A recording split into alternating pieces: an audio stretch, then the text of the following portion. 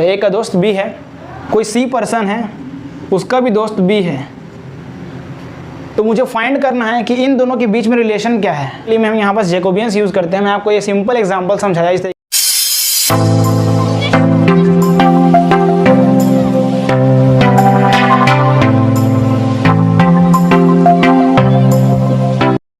Hi guys, welcome back to my channel Clarified Learning. Today we are going to study Jacobians. What is Jacobian? पहले हम समझने वाले हैं कि Jacobian क्या होता है। Jacobians के फॉर्मूले पूरे इंट्रोडक्शन से हम समझेंगे चैप्टर को। ये चैप्टर आपके लिए भी बहुत नया है क्योंकि आप जानते हो पहले आप इस चैप्टर को कभी पढ़े नहीं हो। तो चैप्टर बहुत ही इंपॉर्टेंट हो जाता है गाइज। वीडियो को स्टार्टिंग से एंड तक देखिए, क्लास को अच्छे से अटेंड करिए, साथ साथ लिखिए भी, आपको टाइम मिलेगा नोट करने के लिए। तो आपको और अगर चैनल में पहली बार आए तो चैनल को सब्सक्राइब करिए, वीडियो को लाइक कीजिए एंड शेयर कीजिए। चलिए क्लास को स्टार्ट करते हैं।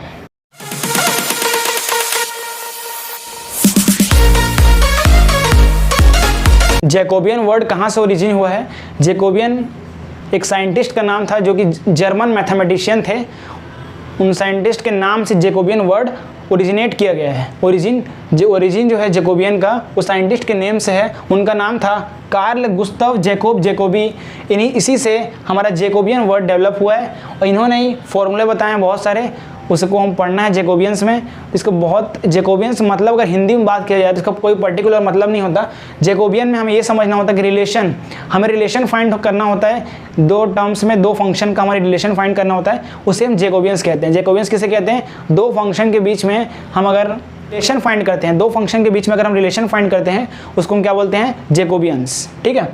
फॉर एग्जाम्पल अभी हम बात करेंगे जैकोबियंस के फॉर्मूले के ऊपर। तो स्टार्टिंग से आपको समझना है कॉन्सेप्ट वाइज। तो सबसे पहला पार्ट है यहाँ बस मान लेते हैं u1 is equal to, u1 है फंक्शन x1 एंड x2 पे डिपेंड करता है। u1 जो है x1 और x2 पे डिपेंड करता है। यहाँ u1 is equal to function x1 x2 का मतलब क्या हुआ? u1 जो है फंक्शन x1 और x2 पे डिपेंड करता है। सिमिलरली u2 जो है वो भी x1 और x2 के ऊपर डिपेंड करता है। ठीक है। अब इसके बीच में जो मुझे रिलेशन फाइंड करना है, मतलब डेल u1 u2 अपॉन में डेल x1 x2, इसे मुझे फाइंड करना है। यही जैकोबियन कहलाता है। इसे फाइंड कैसे करना है? इसका फॉर्मूला है डिटरमिनेंट के फॉर्म में इस तरीके से। तो पहले क्या करना है मुझे इसको याद करने का सबसे बेस्ट तरीका क्या है?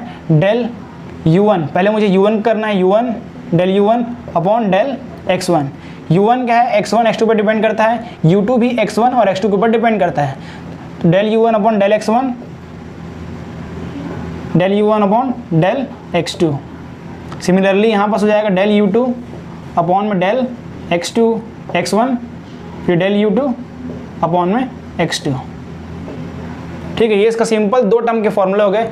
आपको जैकोबियंस का एक सिंपल मतलब समझाता हूँ मैं बहुत इजी तरीके से, उसको आप ध्यान समझ। मान लेते हैं ये कोई ए फ्रेंड है, ये उसका फ्रेंड बी है, और कोई सी पर्सन है उसका भी दोस्त बी है।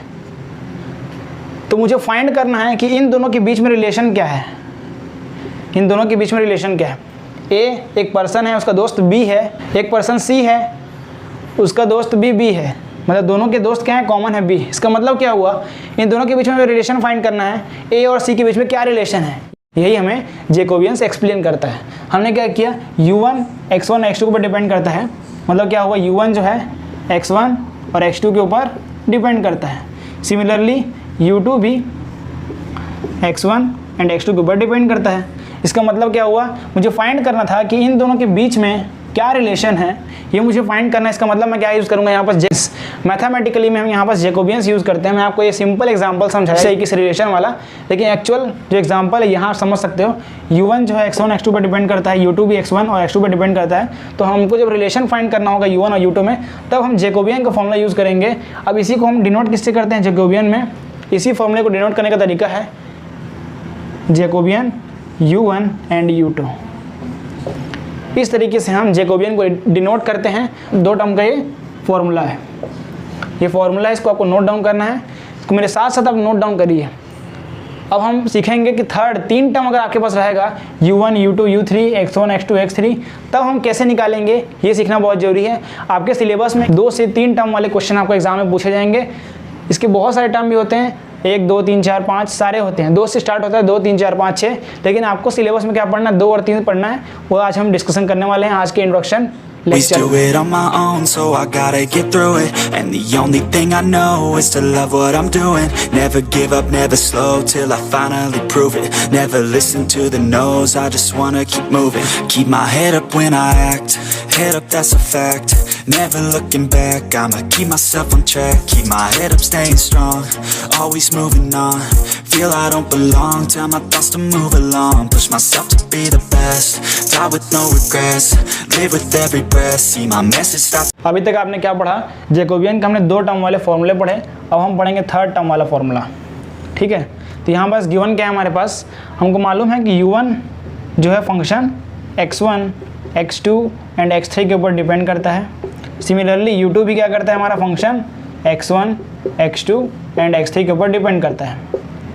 एंड थर्ड वाला भी जो है u3, ये भी वैल्यू जो है फंक्शन x1 x2 और x3 पर डिपेंड करता है इस तरीके से।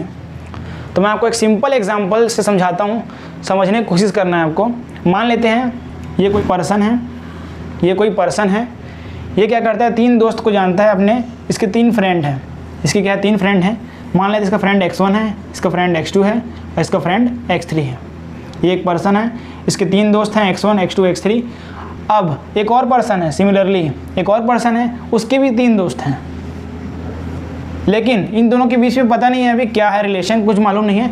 ये कोई पर्सन है, कोई अननोन पर्सन है, उसके भी सेम यही तीनों दोस्त हैं x1 x2 x3, लेकिन ये दोनों कभी आज तक मिले नहीं हैं। सिमिलरली ये भी एक पर्सन है, इसके भी 3 दोस्त हैं x1 x2 और x3, मतलब इन तीनों के दोस्त सेम हैं x1 x2 एंड x3। अब मुझे फाइंड ये करना है कि इन तीनों के बीच में रिलेशन क्या है, इन तीनों के बीच में रिलेशन क्या है, ये मुझे फाइंड करना है। ये फाइंड करने में मुझे मदद कौन करने वाला है, जैकोबियंस। जैकोबियन मुझे ये फाइंड करने में हेल्प करेगा। फॉर्मूला इसका सीखने वाले हैं हम। यहाँ बस अगर मैं नाम दे दूँ इसका मैथमेटिकली u1, इसका हो गया u2 और इसका हो गया u3।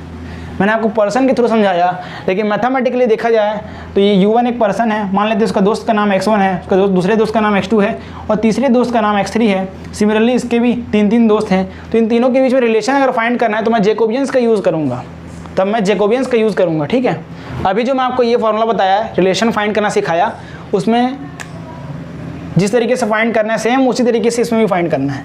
सीखते हैं, चलिए। यहाँ मुझे निकालना है del u1 del u2 del u3 same to same upon में डेल x1 x2 x3।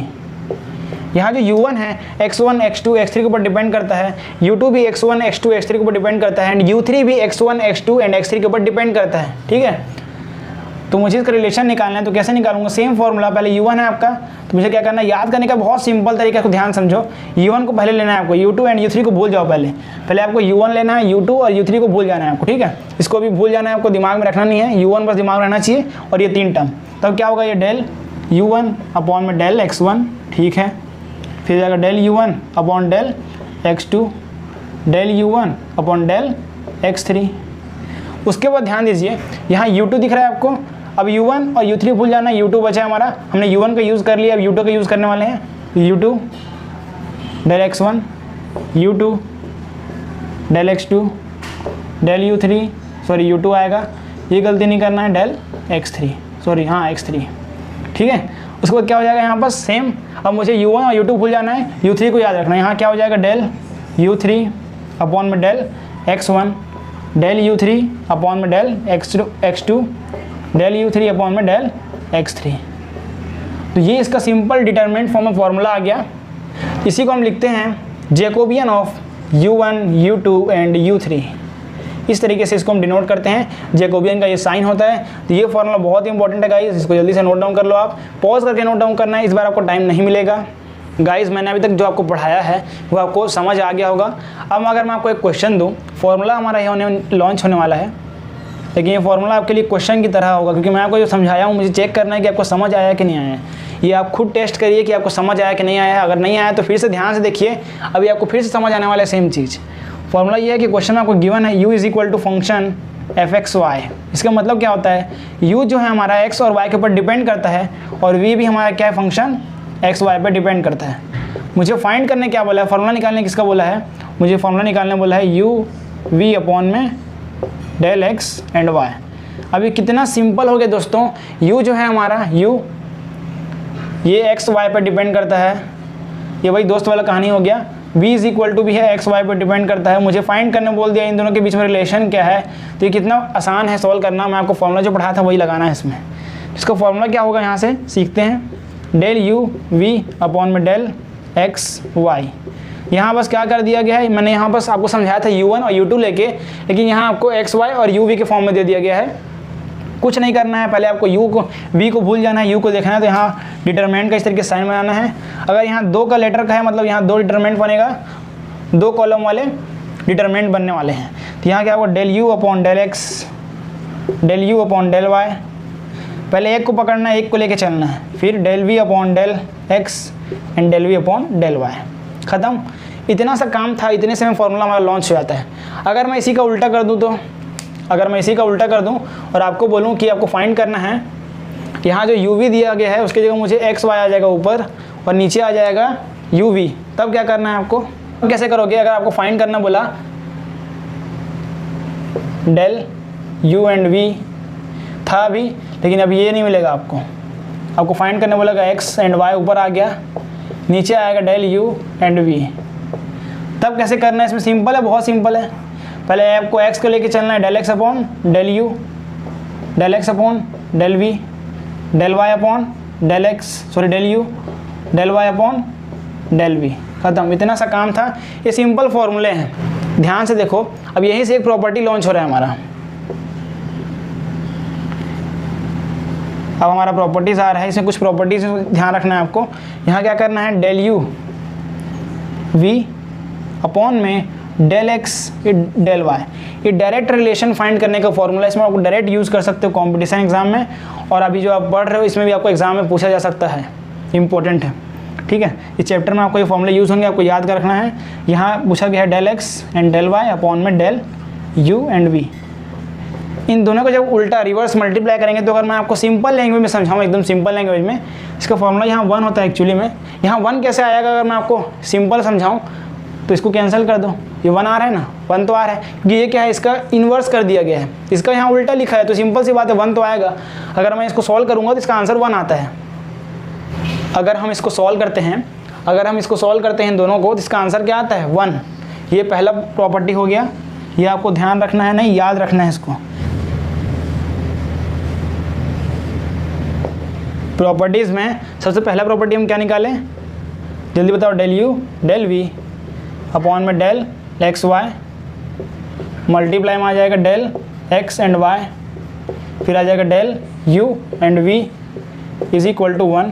अब सेकेंड क्वेश्चन ध्यान से देखना, बहुत इंपॉर्टेंट प्रॉपर्टी है।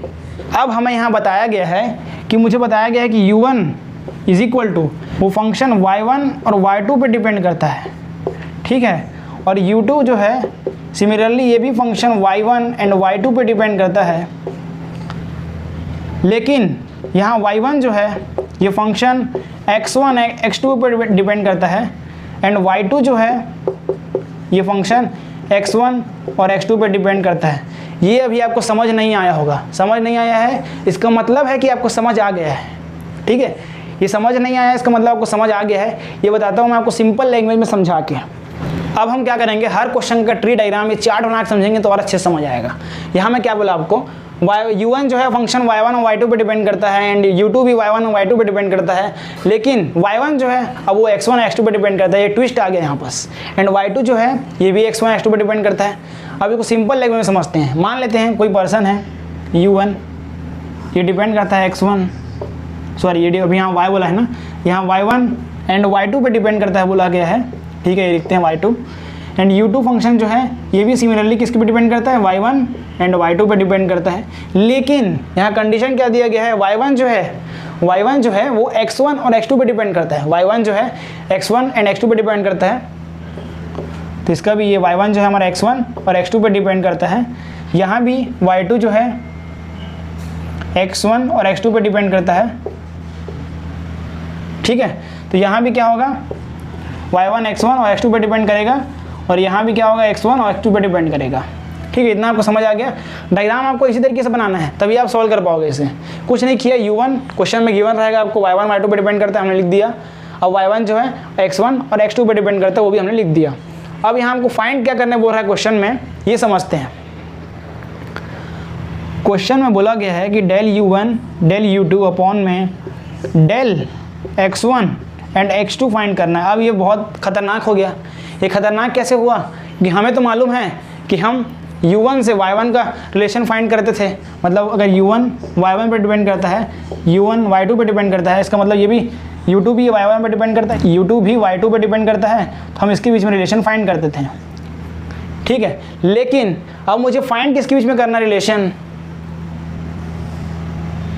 u1 जो है x1 पे किस तरीके से डिपेंड करता है, समझे बात को।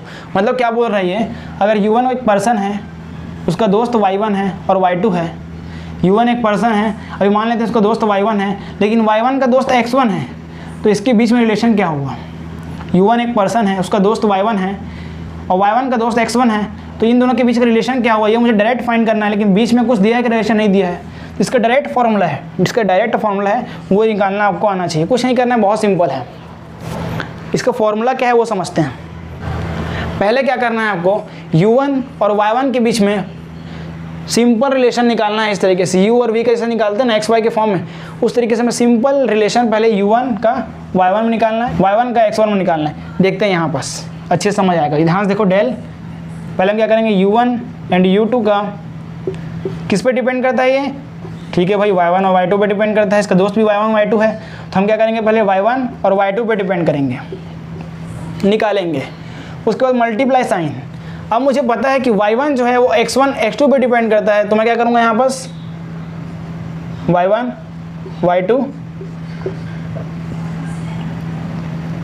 y2 का रिलेशन जो है मैं x1 और x2 पे निकालूंगा। अब यहाँ से देखो, आप मुझे निकालना कहाँ से कहाँ तक था, u1 से x1 तक, u2 से x2 तक। तो यहाँ क्या हो रहा है, सेम चीज़ हो रहा है यहाँ पास। यहाँ क्या हो रहा है, सेम चीज़ हो रहा है। यहाँ क्या हो रहा है, u1 से x1 तक, u2 से x2 तक ये निकल रहा है। तो ये इसका सिंपल प्रॉपर्टी हुआ, सेकंड फार्मूला ये। अगर आपको क्वेश्चन में इस तरीके से घुमा के देता है, इस तरीके से डिफरेंट वे में देता है, कोई ट्री डायग्राम बोलते हैं, इस तरीके से आपको बनाना है, तब आपको सॉल्व करना है। आपको आसानी से कोई मिस्टेक नहीं होगा। नहीं तो अगर आप डायग्राम नहीं बनाते हैं तो हो सकता है आपको मिस्टेक हो जाए, इसलिए ये ध्यान देना है आपको। ठीक है, इसको अच्छे से नोट डाउन करो। अब जो हम फार्मूला पढ़ने वाले हैं बहुत इंपॉर्टेंट है, डिफरेंट फार्मूला। घबराना नहीं है, इसमें हम याद करना सीखेंगे बस। इसमें आपको याद रखना है, फार्मूला अप्लाई करना है। मैं आपको समझाने की कोशिश कर रहा हूँ, बहुत अच्छे से समझना है, समझ आएगा आपको। ठीक है, टॉपिक का नाम है, लिखिए Jacobian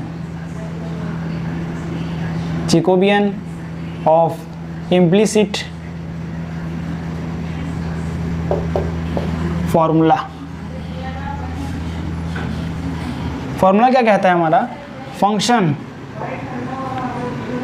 u1 u2 x1 x2 is equal to 0। कुछ डिफरेंट टाइप का है। इसका कहना यह है कि फंक्शन 1 जो है u1 और u2 पे डिपेंड तो करता ही है, लेकिन x1 और x2 पे भी डिपेंड करता है। सिमिलरली फंक्शन 2 है हमारे पास, u1 u2 x1 x2।